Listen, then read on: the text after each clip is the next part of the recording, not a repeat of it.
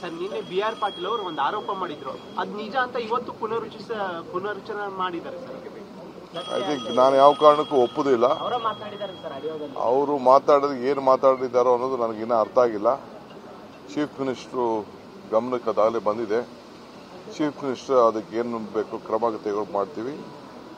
C transparent ಆಗಿ ನಡೆಯುವಂತ ಸಂದರ್ಭದಲ್ಲಿ ಒಬ್ಬ ಫಲಾನುಭವಿ ಎಲ್ಲಿ ಯಾರು ಡಿಸಿಷನ್ ಯಾರು ತಗೊಳ್ಳೋರು, ಪಂಚಾಯತಿಯವರು ತಗೊಳ್ತಾರೆ, ಲೋಕಲ್ ಬಾಡೀಸ್ ಅವರು ತಗೊಳ್ತಾರೆ. ಯಾವ ಸರ್ಕಾರದ ಮಂತ್ರಿ ಹತ್ತಕ್ಕೆ ಈ 1.5 ಲಕ್ಷ ಕೊಡುವಂತ ಇದಕ್ಕೆ ಹಣಕ್ಕೆ ಎಲ್ಲಾಗ್ತದೆ?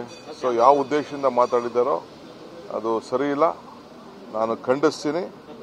ನಾನು ಚೀಫ್ ಮಿನಿಸ್ಟರ್ ಇಬ್ಬರು ಕೂಡ ಬೇರೆ ಎಲ್ಲ ಕೂಡ ನಾವು ಅವ್ರಿಗೆ ಹೇಳ್ತೀವಿ, ಇದು ಈ ಯಾವ ಅರ್ಥದಲ್ಲಿ ನೀವು ಹೇಳಿದಿರೋ ಸರಿ ಇಲ್ಲ.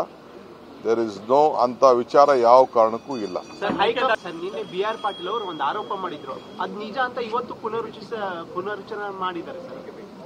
ಐ ಥಿಂಕ್ ನಾನು ಯಾವ ಕಾರಣಕ್ಕೂ ಒಪ್ಪುದಿಲ್ಲ. ಅವರು ಮಾತಾಡಿದ ಏನು ಮಾತಾಡಿದ್ದಾರೋ ಅನ್ನೋದು ನನಗಿನ್ನ ಅರ್ಥ ಆಗಿಲ್ಲ. ಚೀಫ್ ಮಿನಿಸ್ಟ್ರು ಗಮನಕ್ಕೆ ಅದಾಗಲೇ ಬಂದಿದೆ. ಚೀಫ್ ಮಿನಿಸ್ಟರ್ ಅದಕ್ಕೆ ಏನು ಬೇಕು ಕ್ರಮ ತೆಗೆದುಕೊಂಡು ಮಾಡ್ತೀವಿ.